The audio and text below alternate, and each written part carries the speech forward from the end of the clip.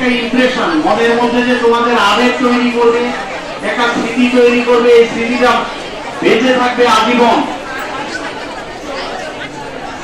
এই 2025 সালের 15ই সেপ্টেম্বর সোমবার আমার কলেজের প্রথম দিন।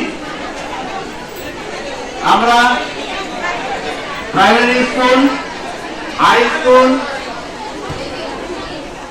শেষ করে শিক্ষাঙ্গনের একটি বিশাল অঙ্গনে পা রেখেছি। এখান থেকে বেরিয়ে গিয়ে তার থেকেও আরো বিশাল অঙ্গনে পা রাখবে, সেটা হচ্ছে বিশ্ববিদ্যালয়। আজকে তোমরাই আগামী দিনের ভবিষ্যৎ। প্রিয় ছাত্রছাত্রীরা,